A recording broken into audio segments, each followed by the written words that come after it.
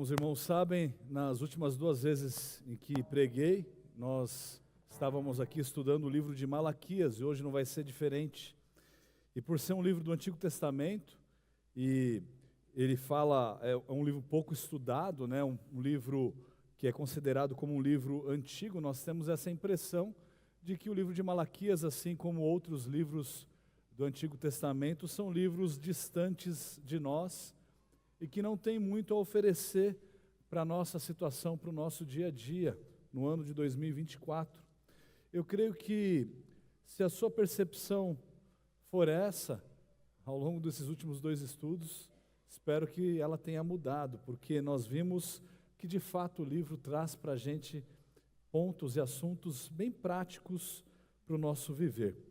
No primeiro deles, nós vimos como o povo de Deus, naquela época, lidava com Deus da mesma forma que nós lidamos muitas vezes com Deus. Nós duvidamos e colocamos em xeque o amor de Deus para conosco. Nós fazemos isso recorrentemente.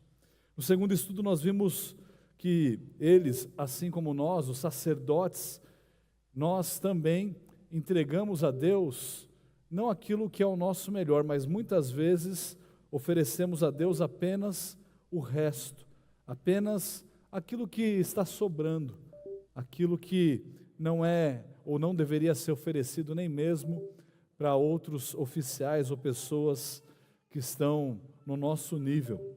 Nós vimos então que a nossa adoração muitas vezes é uma adoração desprezível. E a passagem de hoje é uma passagem que não vai nos decepcionar, pelo menos quanto à parte prática da passagem. Então convido os irmãos a abrirem Malaquias 2, a partir do versículo 10, Malaquias 2, a partir do versículo 10. Nós leremos até o versículo de número 16. Assim diz a palavra de Deus: Não temos nós todos o mesmo Pai? Não nos criou o mesmo Deus? Por que seremos desleais uns para com os outros, profanando a aliança de nossos pais? Judá tem sido desleal e abominação se tem cometido em Israel e em Jerusalém, porque Judá profanou o santuário do Senhor, o qual ele ama, e se casou com a adoradora de Deus estranho.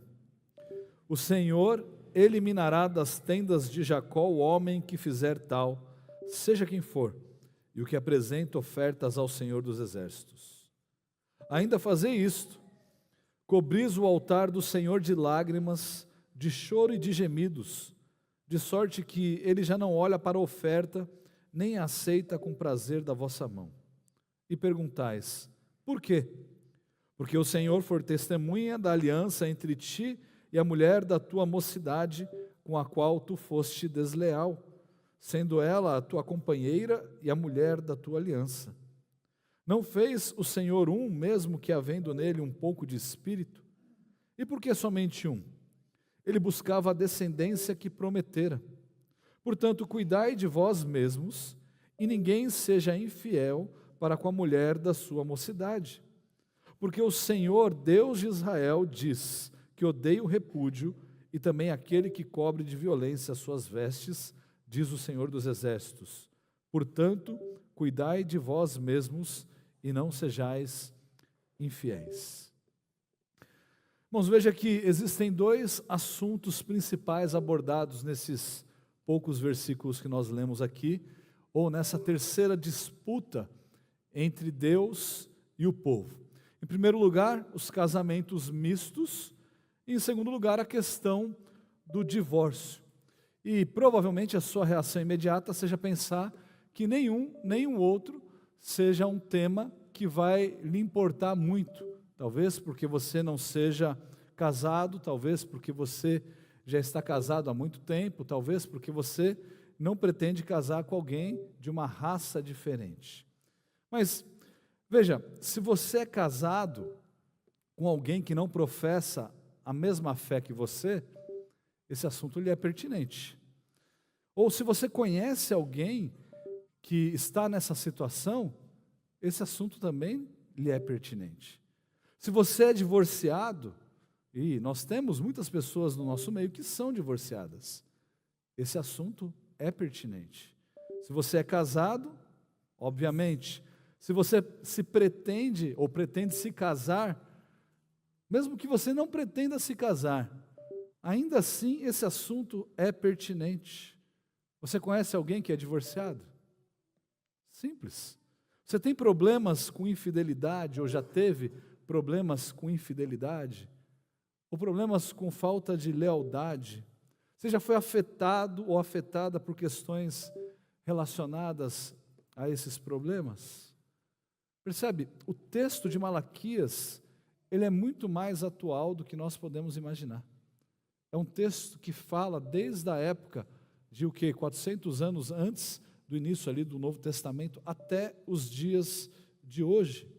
E nesses versículos, o profeta falará sobre o que Deus pensa e o que Deus requer em relação a esses dois assuntos gerais, o casamento misto e o divórcio, e tudo que está debaixo desses temas principais. Eu já posso afirmar aqui que o que Deus tinha em mente ao falar por meio do seu profeta era o seguinte: um Deus fiel, ele requer fidelidade dos seus filhos.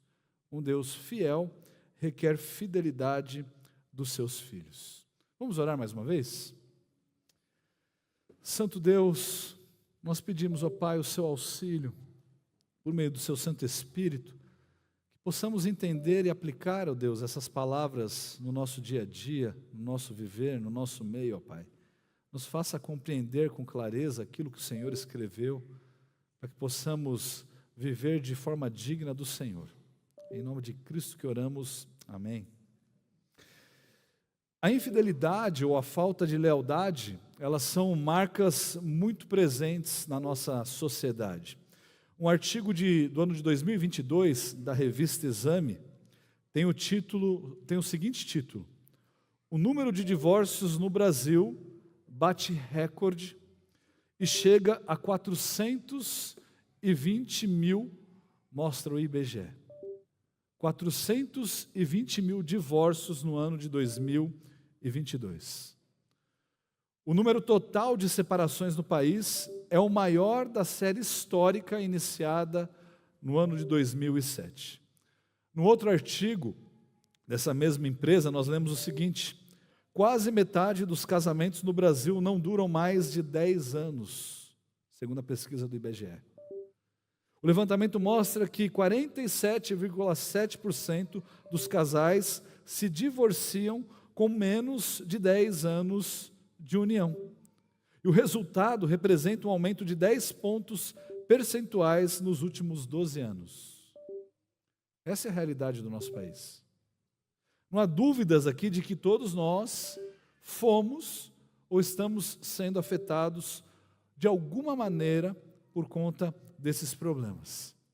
Mas não é interessante que num país que se diz cristão, em que o cristianismo continua em alta e numa crescente contínua, os números de divórcios continuam aumentando também? Não é interessante nós pararmos para refletir sobre essa realidade, de que o número de divórcios só cresce num país onde só há mais cristãos. No outro artigo da revista Forbes, nós encontramos o seguinte título: as 12 principais razões pelas quais os casais se separam. Quais são as 12 principais? E não está aqui numa ordem de prioridade, tá? Eles só colocaram as principais, não necessariamente numa ordem. Eles cresceram individualmente e não como um casal. Esse é o motivo de divórcio. Discussões e brigas, infidelidade, falta de respeito, interesses diferentes, mudança de residência, problemas financeiros, não dividir as tarefas domésticas, dificuldades com a intimidade sexual, violência doméstica, não querer ter filhos. Esse é o problema que nossa igreja não tem, né? Isso aqui a gente pelo menos passou. Uso de álcool, drogas e de apostas. Percebe? Todos esses problemas estão em alta. Todos eles estão em alta. E quando nós olhamos para o texto de Malaquias, nós encontramos isso repetidas vezes. Ele falou aqui: infidelidade, falta de respeito, interesses diferentes. Veja que, dentre esses 12 problemas, os 2 problemas abordados aqui diretamente por Malaquias estão presentes nesses 12 problemas. A infidelidade e interesses diferentes, eu colocaria debaixo aqui de casamentos mistos e também do divórcio. Veja, portanto, que como Malaquias lida com esses assuntos, nós devemos prestar atenção e nos assentarmos debaixo do seu ensino para aprender qual deve ser o nosso procedimento. E Deus fala por meio do seu profeta de uma maneira clara. O texto ele pode então ser dividido por 2 principais partes, do versículo 10 até o versículo 13, falando sobre casamentos mistos, e depois do 14 até o 16, tratando do assunto do divórcio. Eu vou ler novamente os 3 primeiros versículos, agora da versão NVI, que diz assim: não temos todos o mesmo Pai? Não fomos todos criados pelo mesmo Deus? Por que será então que quebramos a aliança dos nossos antepassados, sendo infiéis uns com os outros? Judá tem sido infiel. Uma coisa repugnante foi cometida em Israel, em Jerusalém. Judá desonrou o santuário que o Senhor ama. Homens casaram-se com mulheres que adoram deuses estrangeiros. Que o Senhor lance fora das tendas de Jacó o homem que faz isso, seja ele quem for, mesmo que esteja trazendo ofertas ao Senhor dos Exércitos. A outra coisa que vocês fazem: enchem de lágrimas o altar do Senhor, choram e gemem, porque ele já não dá atenção às suas ofertas e nem as aceita com prazer.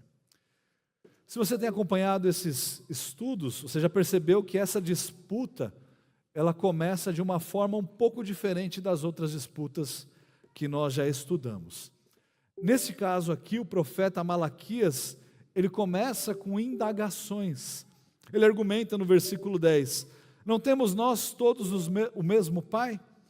Não nos criou o mesmo Deus? E ele fala mais uma vez, por que seremos desleais uns para com os outros, profanando a aliança de nossos pais? Ou por que será então que nós quebramos a aliança dos nossos antepassados, sendo infiéis uns com os outros? E só então ele dá a sentença. E qual é a sentença? Judá tem sido infiel. Essa é a declaração, por meio do profeta, que é exatamente aquilo que Deus está dizendo. Judá tem sido infiel. Lembre-se que Deus, ele nunca fala de uma forma aleatória. Deus, ele não desperdiça saliva conosco. As suas indagações têm uma razão. E aqui, por meio do seu profeta, ele está falando, indagando e levantando essas questões, e levantando esse questionamento, porque algo chocante estava ocorrendo no meio do povo. Em primeiro lugar, o fato dele responder, ou dele levantar essas perguntas, é que nós todos fomos criados pelo mesmo Pai. É justamente isso que ele questiona. Isso nos remete à forma dos casamentos da época. Nós temos que lembrar, irmãos, que os casamentos da época eram casamentos arranjados. Graças a Deus isso mudou. Eu tendo 3 filhas, né? Isso é uma bênção. Mas os casamentos da época eram casamentos arranjados. E quem arranjava esses casamentos era justamente o pai.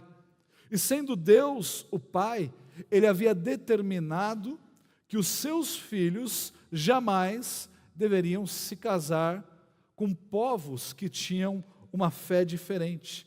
Eles não deveriam se casar com os gentios, não por uma questão de etnia, de raça, por uma questão de cor de pele, de idioma ou coisas semelhantes. Eles não deveriam se casar com os gentios por uma questão de fé, porque eles adoravam a outros deuses. E dessa forma eles levariam os filhos de Deus a adorarem outros deuses. A segunda pergunta, não nos criou o mesmo Deus? Já nos remete à ordem criacional. Deus é o criador de absolutamente tudo. E como que Deus estabeleceu o casamento? Abre lá comigo em Gênesis capítulo 2, versículo 18. Gênesis 2, 18.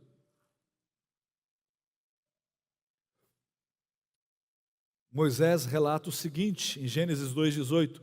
Disse mais o Senhor Deus, não é bom que o homem esteja só. Far-lhe-ei uma auxiliadora que lhe seja idônea. Havendo, pois, o Senhor Deus formado da terra todos os animais do campo e todas as aves dos céus, trouxe-os ao homem para ver como este lhes chamaria. E o nome que o homem desse a todos os seres viventes, esse seria o nome deles. Então Adão era responsável pela criação da taxonomia dos animais.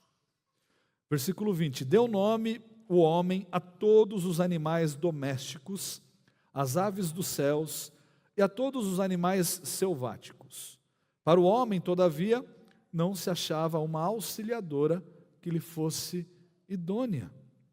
Então o Senhor Deus fez cair pesado sono sobre o homem, e no caso de muitos aqui, ele permanece, né? Os homens têm um pesado sono, talvez venha daqui. Ele diz ainda, e este adormeceu, tomou uma das suas costelas e fechou o lugar com carne. E a costela que o Senhor Deus tomara ao homem, transformou-a numa mulher e lhe a trouxe. E disse o homem, esta afinal é osso dos meus ossos e carne da minha carne. Chamar-se-á varoa, porquanto do varão foi tomada. Por isso deixa o homem, pai e mãe, e se une à sua mulher, tornando-se os dois, olha o detalhe, uma só carne. Ora, um e outro, o homem e sua mulher, estavam nus e não se envergonhavam. Os dois deveriam então entrar num relacionamento pactual monogâmico. Um homem, uma mulher, formando assim uma família. E a gente poderia enfatizar isso de várias maneiras, mas não vem ao caso aqui, mas precisa ficar claro que é um homem e uma mulher formando uma família. E qual era o problema que Malaquias estava enfrentando e debatendo aqui? Que o povo de Deus estava sendo infiel, se casando e se dando em casamento com pessoas de outras fés, e o que tudo indica, casando-se com mais de uma mulher, abandonando a mulher da sua juventude, da sua mocidade, e casando-se com outras mulheres, e talvez alguns deles até por uma questão de interesse financeiro. Então, nós temos que entender que o que está por detrás é um coração completamente corrupto. Então, em terceiro lugar, o profeta indaga com uma pergunta retórica: por que será então que quebramos a aliança dos nossos antepassados, sendo infiéis uns com os outros? A resposta é clara: eles estavam sendo infiéis. E ele diz no versículo 11: Judá tem sido desleal, infiel, e abominação se tem cometido em Israel e em Jerusalém. Uma coisa repugnante foi cometida em Israel e em Jerusalém, porque Judá profanou o santuário do Senhor, o qual ele ama, e se casou com a adoradora de Deus, letra minúscula, estranho. Irmãos, Malaquias, ele está sendo bem duro aqui. Às vezes nós lemos esse texto e nós não conseguimos entender a dimensão e profundidade que Malaquias está atingindo aqui. Ele está chamando essas práticas de infidelidade, de deslealdade, ele qualifica essas práticas como abominação. É que às vezes nós não usamos essas palavras, né? Nós falamos sobre o abominável homem das neves, né? O que significa isso? Mas ele está falando aqui sobre algo repugnante. É algo completamente repugnante ao próprio Deus. E veja que essa é a terceira vez que esse assunto é tratado com o povo de Deus. Por isso ele chama isso de algo repugnante. Dá uma olhada comigo agora lá em Esdras. Vai lá para Esdras, capítulo 9. Eu espero você encontrar Esdras. Esdras, capítulo 9, versículos 1 e 2. Nós entendemos que a ordem é de Esdras, Neemias e depois Malaquias. Então você vê que essa é a terceira vez que Deus está tratando com o seu povo em relação a esses pecados. Esdras 9 diz assim: pois tomaram das suas filhas para si e para seus filhos, e assim se misturou a linhagem santa com os povos dessas terras. E até os príncipes e magistrados foram os primeiros nessa transgressão.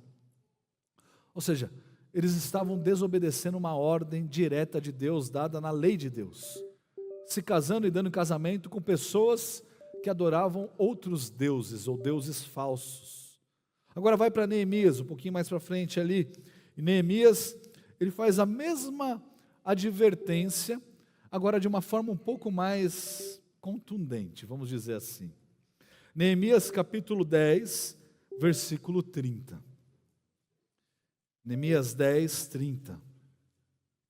Diz assim: de que não dariam as suas filhas aos povos da terra, nem tomariam as filhas deles para os seus filhos.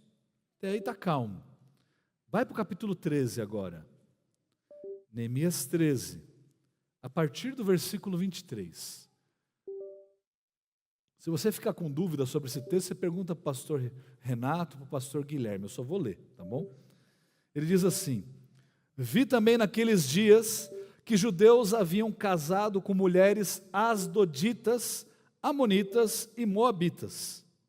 Seus filhos falavam meio asdodita e não sabiam falar judaico, mas a língua de seu respectivo povo.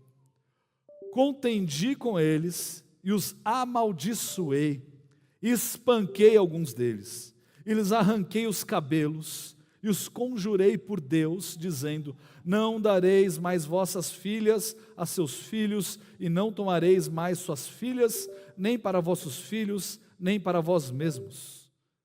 Não pecou nisto Salomão, rei de Israel?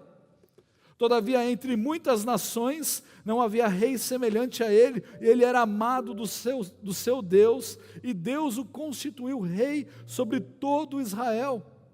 Não obstante isso, as mulheres estrangeiras o fizeram cair no pecado.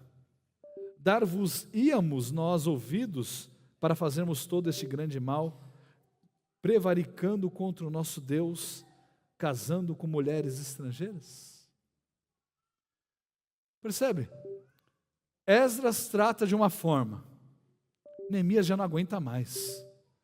Vocês já não aprenderam, vocês não conseguem olhar o que aconteceu com Salomão, e vocês estão cometendo o mesmo erro. Os seus filhos nem falam a sua língua, eles falam o idioma do estrangeiro melhor do que vocês, e eles estão adorando outros deuses, deuses falsos. Ou seja, o casamento misto era algo completamente proibido por Deus. E de forma semelhante, o apóstolo Paulo fala a mesma coisa, ele indaga. Agora lá no Novo Testamento, em 2 Coríntios capítulo 6, eu vou ler esse texto, versículo 15 e 16. Ele diz assim: que harmonia entre Cristo e o maligno, ou que união do crente com o incrédulo. Que ligação há entre o santuário de Deus e os ídolos? Porque nós somos santuário do Deus vivente, como Ele próprio disse: habitarei e andarei entre eles, e serei o seu Deus, e eles serão o meu povo.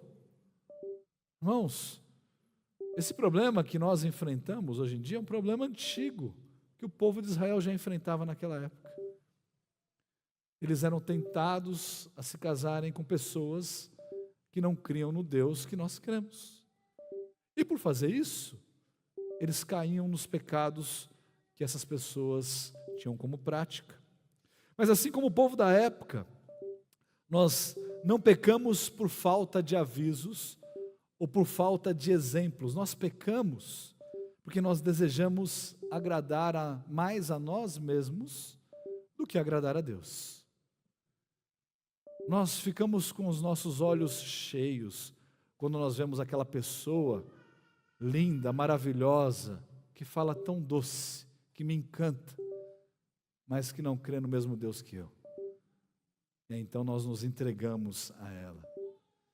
Talvez o maior exemplo disso seja, de fato, o exemplo de Salomão, que ele citou aqui, casando com adoradoras de deuses estranhos.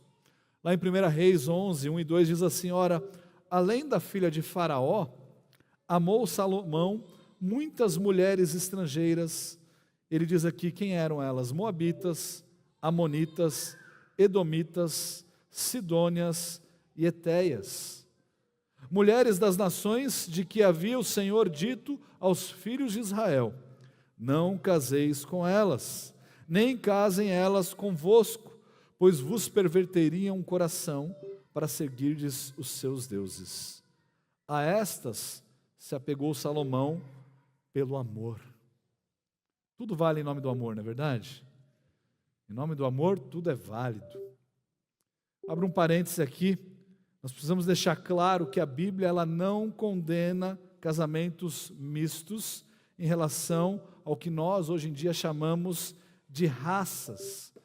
Isso tem sido um equívoco na história da igreja, em vários grupos de denominações específicas, achando que pessoas negras não podem se casar com pessoas brancas, ou japoneses, asiáticos se casarem com outras pessoas que não são da mesma nacionalidade e assim por diante. Agora, se você não deseja fazer isso por uma questão cultural, ou seja, deixo bem aberto aqui, vai ter um choque de culturas, né? Se você está disposto a enfrentar esse choque de culturas, não tem problema nenhum, se tratando de cristãos. Mas quando não se trata de cristãos, não faça isso, né? Porque aí sim você vai encontrar alguns problemas. Agora, veja que Deus, Ele não deixaria o povo impune por conta dessas práticas. O profeta disse, de volta lá para Malaquias 2, agora no versículo 12: o Senhor eliminará das tendas de Jacó o homem que fizer tal, seja quem for, e o que apresenta ofertas ao Senhor dos Exércitos. Com Deus não tem conversinha, não tem jeitinho. Deus, Ele promete e Ele faz. Mas como não há limites para o pecado humano, como não há limites para o engano do nosso coração, o profeta acrescenta mais uma prática que eles estavam cometendo ali. Dá uma olhada no versículo 13. Ele fala assim: ainda fazeis isto, cobris o altar do Senhor de lágrimas, de choro e de gemidos, de sorte que Ele já não olha para a oferta, nem aceita com prazer da vossa mão. Essas aqui são as lágrimas de crocodilo. Sabe, aquelas lágrimas que significam absolutamente nada. Não eram representativas de um arrependimento genuíno. E nós temos vários exemplos bíblicos desse tipo de arrependimento, que na verdade não passa de um remorso. Já citei alguns deles, mas eu acho que é importante eu citá-los novamente.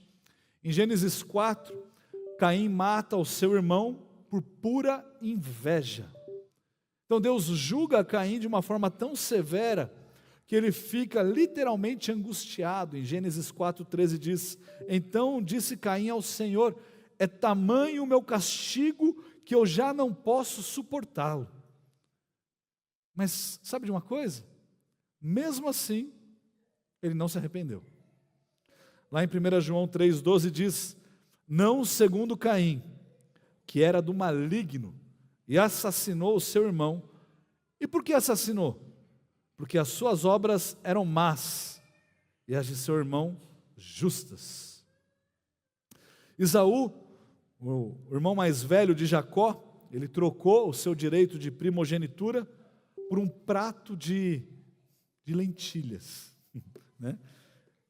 E o texto diz que ele ficou pesaroso, chorou amargamente por conta da sua perda, mas ele não encontrou lugar de arrependimento. Gênesis 27:34 diz: como ouvisse Esaú tais palavras de seu pai, bradou com profundo amargor, ele disse: abençoa-me também a mim, meu pai. E aí quando nós vamos lá para o texto de Hebreus, capítulo 12, diz assim: nem haja algum impuro ou profano, como foi Esaú, o qual por um repasto vendeu o seu direito de primogenitura. Pois sabeis também que, posteriormente, querendo herdar a bênção, olha aí, a barganha que ele tinha, foi rejeitado, pois não achou lugar de arrependimento, embora com lágrimas o tivesse buscado. Ele chorou bastante. Me dá a bênção, pai, me dá a bênção. Não, porque não havia arrependimento, havia remorso. O profeta Elias, ele revelou a prática de idolatria do rei Acabe, lá em 1 Reis, capítulo 21, no versículo 27. Tendo Acabe ouvido essas palavras, rasgou as vestes, cobriu-se de pano de saco e jejuou. Isso aqui é tudo sinal de arrependimento. Dormia em panos de saco e andava cabisbaixo. Mas ele continuou consultando os falsos profetas. 1 Reis 22:6 diz: então o rei de Israel ajuntou os profetas, cerca de 400 homens, e lhes disse: irei a peleja contra Ramote e Gileade, ou deixarei de ir? Eles disseram: sobe, porque o Senhor a entregará nas mãos do rei. Ele não se conteve com isso, foi consultar aqueles que ele não deveria.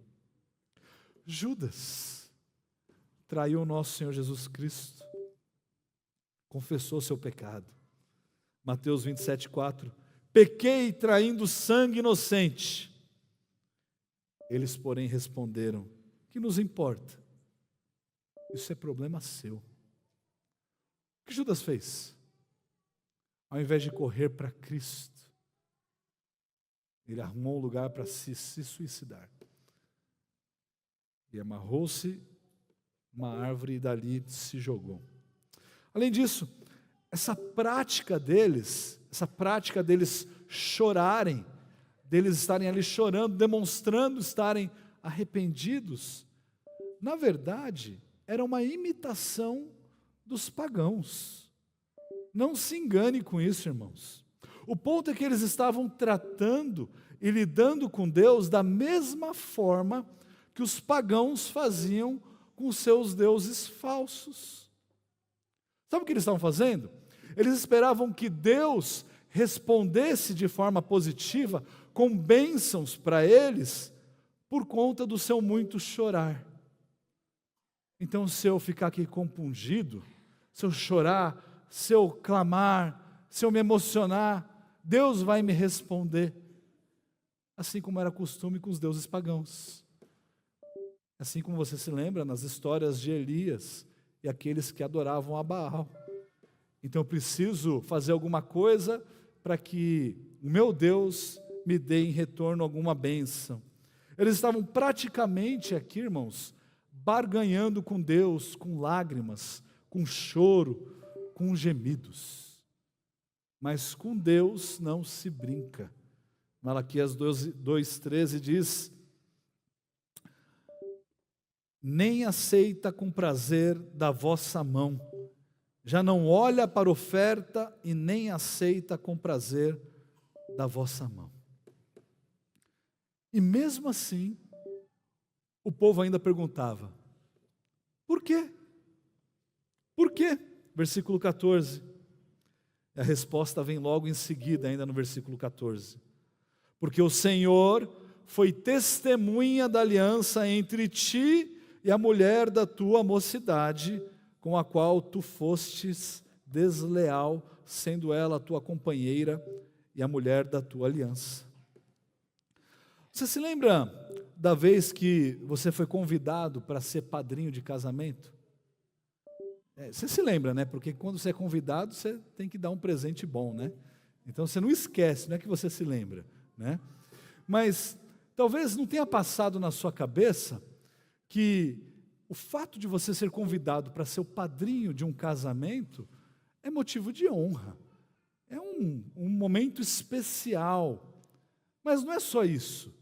Não é só um momento para você se alegrar com aqueles que estão se casando ali e com todas as pessoas que estão ao seu redor. Na verdade, o significado das testemunhas, dos padrinhos, é muito maior.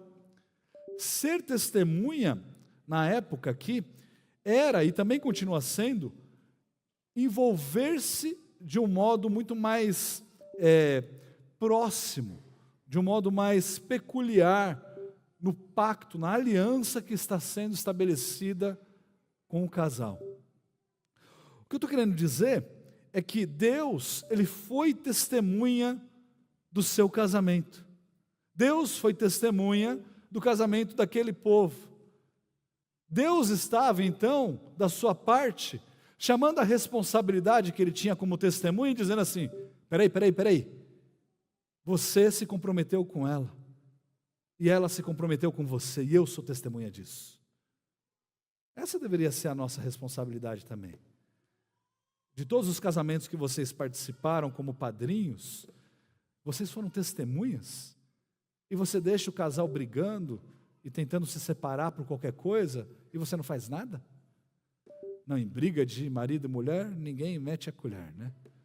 Sim, porque você foi testemunha, porque são irmãos em Cristo, e você não deve esperar que o pior aconteça, mas deve sim admoestar, intervir, orar, ajudar, para que nada venha a acontecer.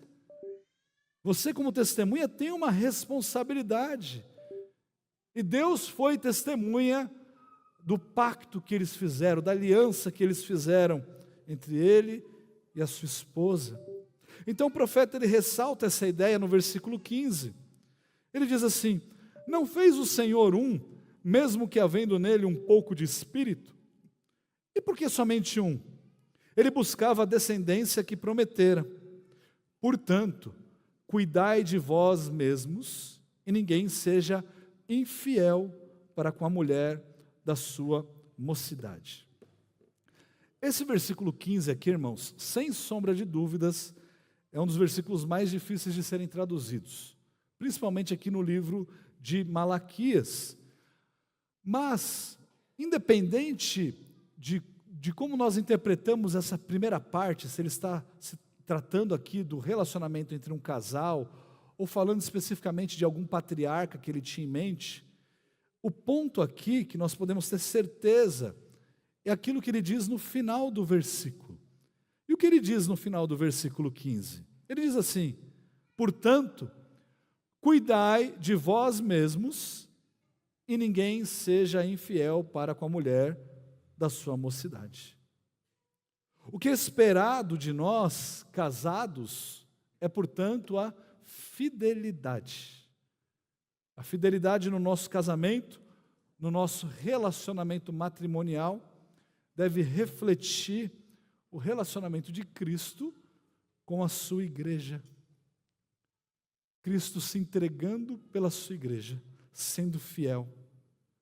Deus é fiel. Deus permanece fiel, assim como nós também devemos permanecer fiéis. Então o profeta ele termina essa disputa, essa discussão, dando a razão de por que nós devemos permanecer fiéis no versículo 16. Porque o Senhor Deus de Israel diz que odeia o repúdio, odeia o divórcio, e também aquele que cobre de violência as suas vestes, diz o Senhor dos Exércitos. Portanto, cuidai de vós mesmos e não sejais infiéis. Será que nós prestamos atenção no que foi dito agora? Será que nós demos a devida atenção a essas palavras que vocês acabaram de ler ou de ouvir? pergunta é a seguinte: uma vez que Deus odeia o divórcio, por que nós recorremos a esse mecanismo com tanta rapidez e com facilidade quando nós nos deparamos com problemas matrimoniais? Lembra das pesquisas que o IBGE estava dizendo? Deve ter uma margem de erro, né? Para cima ou para cima, porque divórcio é sempre para cima. Infelizmente, nunca é para baixo. Mais de 400 mil divórcios em 2022. Esse número parece que só cresce. E no meio dos cristãos, é igual no meio dos pagãos. Nada muda. É proporcional. Um cristão se divorcia no mesmo ritmo que um pagão se divorcia. O já falecido pastor e doutor Carlos Oswaldo Pinto, ele disse assim, num livro que ele escreveu: a nação, ela demonstra descaso pela aliança ao tornar comum a prática do divórcio, o que fecha os ouvidos de Deus às súplicas da nação. Será que Deus também não está fazendo isso conosco? Tapando os seus ouvidos para as nossas súplicas, porque nós temos nos corrompido com práticas que são completamente alheias à lei de Deus? Não só do divórcio, mas de casamento misto. Irmãos, como que nós podemos aplicar esse texto? Eu acho que já aplicamos de várias maneiras, mas de uma forma um pouco mais incisiva para a nossa realidade. Saibam que os divórcios, eles não ocorrem do dia para a noite. Você não se levanta um dia simplesmente e procura o divórcio. Vamos divorciar. Existem casos assim, né? A gente sabe que um ou outro ainda existe. Mas geralmente, como nós já ressaltamos aqui, os divórcios acontecem por acúmulos de pecados. Pessoas que não lidam com seus pecados. Pecados como a negligência pelo seu cônjuge e pela sua própria família. Pecados de autocomiseração. O texto do versículo 16 diz: cuida de ti mesmo, né? Muitos não cuidam deles mesmos. Ele fala também pecados de papéis invertidos. Então nós temos homens que deixam de assumir o seu papel de homem e mulheres que passam a assumir o papel dos homens. Nós temos os pecados de insubmissão por parte das mulheres com seus maridos, mas por outro lado nós temos os pecados de abusos por parte dos homens com as suas esposas. Isso sem falar do egoísmo e de tudo que pode ser envolvido no egoísmo de forma negativa. Cada um buscando o seu próprio interesse no casamento, quando na verdade eles deveriam estar buscando o interesse do seu próximo. E num casamento, o seu próximo mais próximo, o seu cônjuge, ou pelo menos deveria ser. E a lista continua. Motivos para pecados: traição, infidelidade, abusos físicos, psicológicos e tem uma infinidade de problemas. Mas apesar de tudo isso, Deus continua odiando o divórcio. Sabe que eu não desejo aqui ser um peso para você, caso você já tenha se divorciado ou se divorciada aí, mas ou que você está passando por um divórcio. A Bíblia, de fato, ela nos dá permissão para que o divórcio ocorra em alguns casos específicos. Eu não vou entrar nesses casos específicos nessa noite, mas a questão é que nós não devemos usar esses casos como mandamentos, como ordens, ou como ordens explícitas, porque eles não são mandamentos. Algo que pode nos dar uma esperança quando nós tratamos do divórcio é o fato de que o divórcio, na verdade, é fruto de pecado. Espera aí, pastor, como assim? Como é que isso pode te dar esperança? Deixa eu explicar. Se o divórcio não fosse uma questão de pecado, não teria absolutamente nada que nós poderíamos fazer. Mas uma vez que nós estamos tratando de pecados, então há esperança. E a esperança se chama Cristo. Se Cristo te restaurou, se Cristo mudou o seu coração, por que você acha que Ele não pode fazer a mesma coisa com o seu cônjuge, talvez aquele que te traiu? Percebe? Nós traímos a Deus constantemente. Mas tratando-se de pecado, sempre há esperança. O mesmo Deus que odeia o divórcio, irmãos, é o Deus que instituiu o casamento e que demonstra de uma forma clara que o perdão e a restauração são partes iminentes do casamento. Talvez a maior demonstração prática encontrada na própria palavra de Deus seja o livro do profeta Oséias. A experiência dolorosa do profeta aqui com a sua esposa o levou a descrever o relacionamento de Deus com o seu povo, como sendo um marido fiel com a sua esposa infiel, que o trai constantemente. Mas como ordem de Deus, ele vai lá e busca a sua esposa de novo, representando Deus. Esse deveria ser o nosso padrão. E não as possibilidades que nós encontramos para recorrermos ao divórcio. Em segundo lugar, nós não podemos nos esquecer que problemas familiares não deveriam ser compreendidos meramente como coisas comuns a todas as pessoas. Olha, como é que você anda lá na sua casa? Está tudo bem? Ah, está tudo bem. Estou tendo um probleminha lá com a minha esposa, mas está tudo bem. Não, está tudo bem então. Sabe por quê? Abre lá comigo em 1 Pedro. 1 Pedro capítulo 3.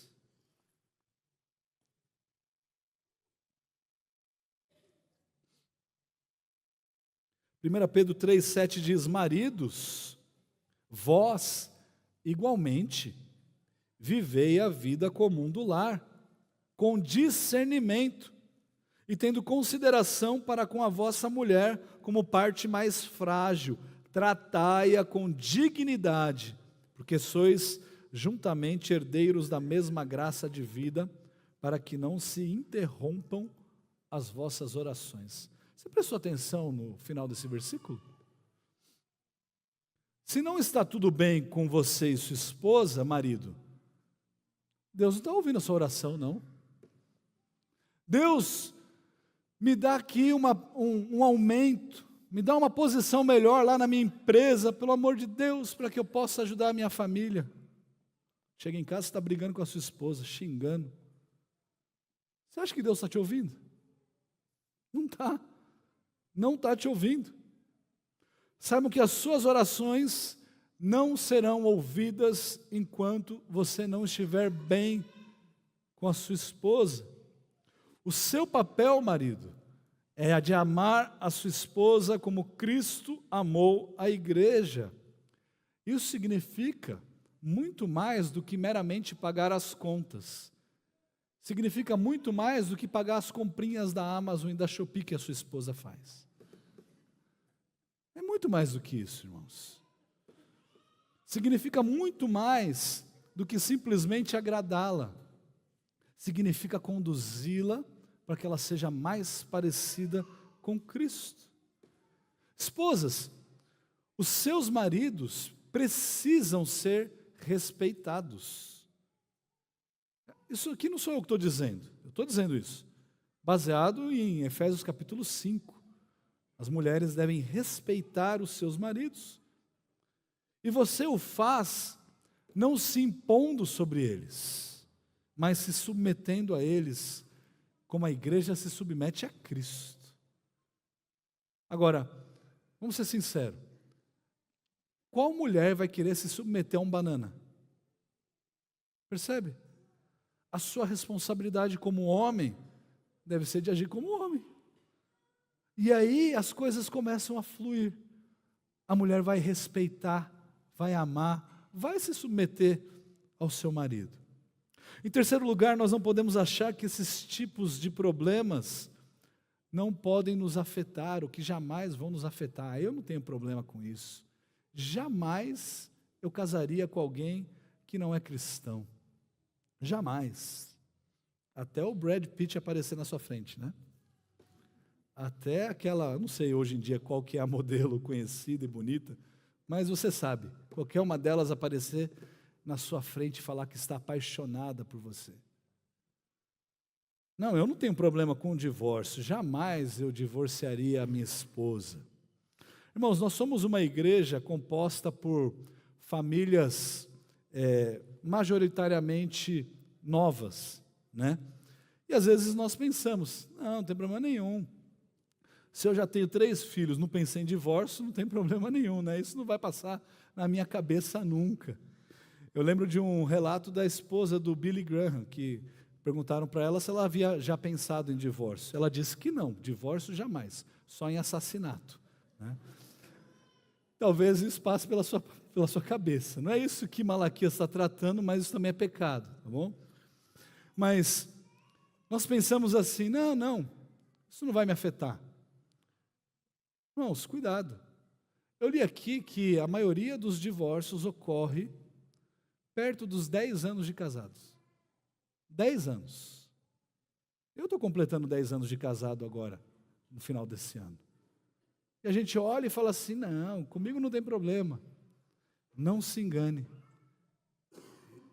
Na minha breve vida já aconselhei alguns idosos que passaram por esses problemas.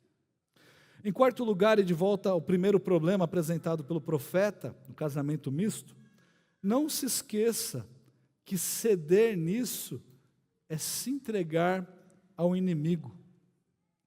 Você que é jovem, você que ainda é solteiro, solteira, não caia no conto e não se engane com a ideia do namoro missionário, né? Nós sustentamos missionários, mas namoro missionário não. Tá? Mas eu vou evangelizar o bonitão, a bonitona. Não, ele tem um bom coração. Imagino. E aí a máscara cai depois que ele já entendeu como as coisas funcionam. E sabe de uma coisa? Às vezes, e eu falo isso por conhecimento de causa, de ter tratado com pessoas que passaram por isso. Às vezes a máscara do bonitão ou da bonitona caiu depois de 10, 15 anos. Só então você foi perceber que de fato ele não era cristão. Mas eu fiquei encantado com aquilo, com aquela beleza, aquela maneira de se expressar, o trabalho duro e tudo mais. Não se engane, não se entregue. Antes de entrar num relacionamento com alguém, tenha certeza de que essa pessoa tem o mesmo Deus, ou teme o mesmo Deus que você. Como é que você acha que você vai conseguir guiar os seus filhos nos caminhos do Senhor, se o seu cônjuge nem acredita naquilo que você crê? Não vai dar certo. No mínimo vai dar muito problema. Como é que você acha que o seu casamento vai ser um casamento vivido para a glória de Deus, se ele nem adora a Deus? Ele adora a si mesmo e a outros falsos deuses. Não deixe ser levado por essa aparência, boa aparência, por essa boa conversa, por essa lábia. Não se engane. E por fim, de volta à admoestação que o profeta faz no versículo 13. Lembra, no versículo 13 ele diz: cobris o altar do Senhor de lágrimas, de choro e de gemidos, de sorte que ele já não olha para a oferta, nem aceita com prazer da vossa mão. O nosso choro, irmãos, deve ser genuinamente um choro de arrependimento segundo Deus, pois qualquer coisa menos do que isso é insuficiente para causar uma mudança verdadeira no nosso coração. O apóstolo Paulo nos adverte lá em 2 Coríntios 7,10. Talvez seja um bom versículo para você memorizar. Porque a tristeza, segundo Deus, produz arrependimento para a salvação, que a ninguém traz pesar, mas a tristeza do mundo, essa só vai produzir morte. Irmãos, que nós tratemos os nossos problemas familiares com serenidade, que nós levemos as instruções de Deus para nós com essa seriedade, que nós não nos entreguemos em pequenos atos de infidelidade, imitando aqueles que estão ao nosso redor, os gentios que não temem a Deus, mas que com um coração contrito, com um coração alegre, nós possamos servir a Deus obedecendo os seus mandamentos, amando o nosso próximo, amando o nosso cônjuge, buscando a semelhança de Cristo, ao mesmo tempo que nós o encaminhamos para que ele seja mais parecido com Cristo em tudo. Lembre-se, Cristo não é meramente uma nota de rodapé na vida cristã, porque você foi salvo por Cristo, pelo que Ele fez, e agora eu posso viver de qualquer jeito. Não. Ele é o nosso objetivo e o meio pelo qual nós podemos obter esse sucesso na vida cristã. Em meio às suas dificuldades, sejam as suas dificuldades matrimoniais ou não, a única coisa que nós temos a dizer a você é: vá a Cristo, corra a Cristo. Vamos orar? Senhor Deus, clamamos a Ti, ó Pai, tem misericórdia, ajude-nos, ó Pai, porque nós não queremos conceder perdão, nós não queremos nos arrepender, nós não queremos buscar o Senhor, mas nós precisamos de Ti, ó Pai, precisamos de Ti para que tudo isso aconteça, sem que haja uma intervenção do Seu Santo Espírito, nós não podemos fazer absolutamente nada, do nosso próprio braço, da nossa força, não conseguimos nada, mas dependemos de Ti, então nos ajude a confessarmos os nossos pecados, e não só confessar, a abandonar, a nos arrepender genuinamente, segundo Deus, para a salvação e não segundo o mundo, para a morte. É isso que nós pedimos em nome de Cristo. Amém.